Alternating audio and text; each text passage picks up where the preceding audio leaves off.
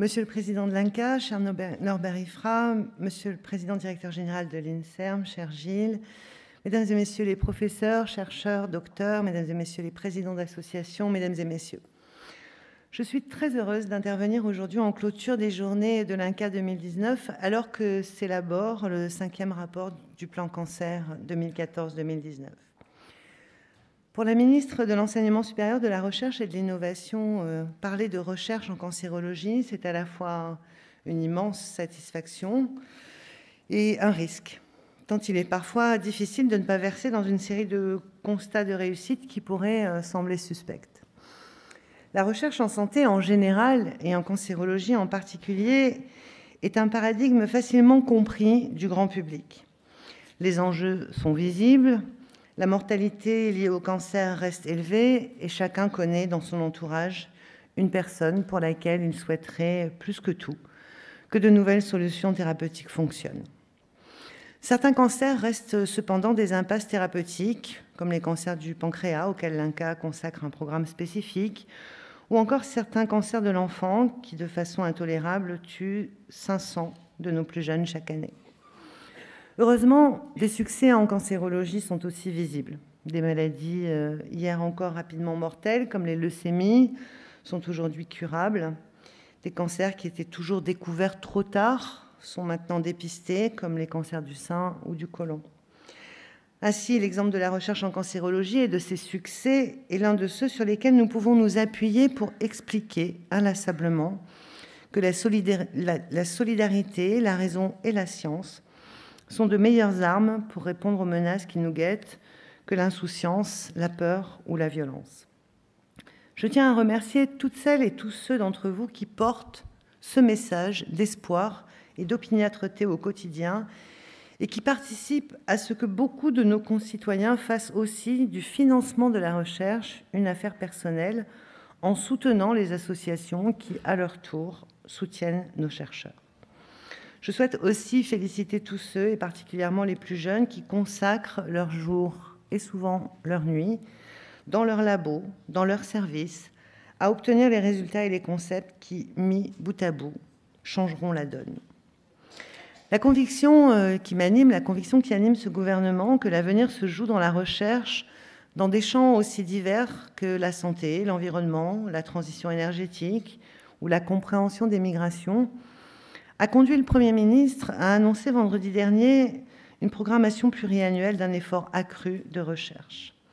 Ça va nous permettre de remettre notre pays sur la trajectoire de Lisbonne.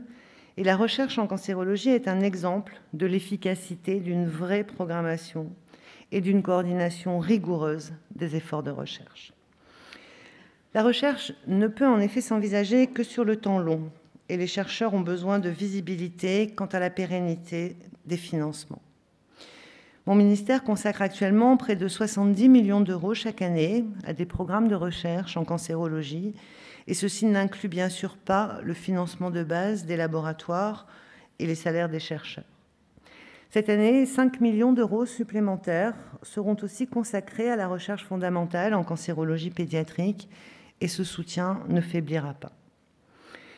Au-delà du nécessaire financement de la recherche la plus fondamentale, au seul bénéfice de la connaissance, nous devons effectivement choisir nos combats, ceux qui sont essentiels, ceux où nous excellons, ceux où nous pouvons être leaders, ceux qui, au-delà de leur propre champ, ouvrent des perspectives plus larges, ou ceux qui articulent recherche, soins et innovation. La recherche en cancérologie répond à l'ensemble de ces critères.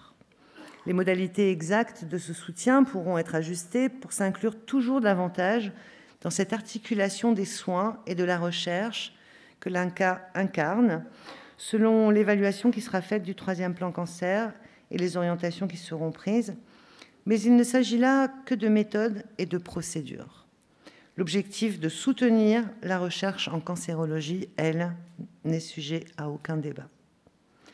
Enfin, la recherche en cancérologie est l'exemple parfait de la nécessaire pluridisciplinarité au service d'un même objet de recherche et d'une même ambition. De quelle connaissance viendra l'amélioration du pronostic du cancer du col utérin, des sciences humaines et de la compréhension de la façon dont se forge la représentation de l'intérêt d'un vaccin dans la population, de la virologie ou de l'intelligence artificielle appliquée à la chirurgie robotisée, de la découverte des mécanismes moléculaires de nouvelles cibles thérapeutiques. Quelles sont les connaissances qui feront basculer les tumeurs infiltrantes du tronc cérébral de l'enfant d'un diagnostic terrible à une maladie curable? L'embryologie et la compréhension des mécanismes de différenciation au cours du développement du système nerveux, ou pourquoi pas la physique, au service de nouvelles techniques de destruction ciblée de tissus. La génétique, bien sûr, nous ne savons pas. Et nous devons donc encore et toujours résister à la tentation de simplifier excessivement les questions scientifiques, de ne pas garder toutes les options ouvertes, de n'échanger qu'avec ceux dont les connaissances, les raisonnements ou les outils sont semblables aux autres. Cette approche ouverte est au cœur de la stratégie qu'il nous faut mobiliser pour attaquer de toutes parts les cancers encore incurables et notamment les cancers pédiatriques. Pour conduire tous ces projets si essentiels, je sais pouvoir compter sur toute la détermination et la capacité de mobilisation de la communauté des chercheurs ainsi que sur la coordination bienveillante et efficace de l'INCa et de son équipe de direction. Je voulais cet après-midi être avec vous pour vous remercier personnellement de votre engagement dans la recherche, votre engagement auprès des malades, et je tenais à vous assurer de toute ma confiance et de mon soutien le plus attentif. Merci à tous.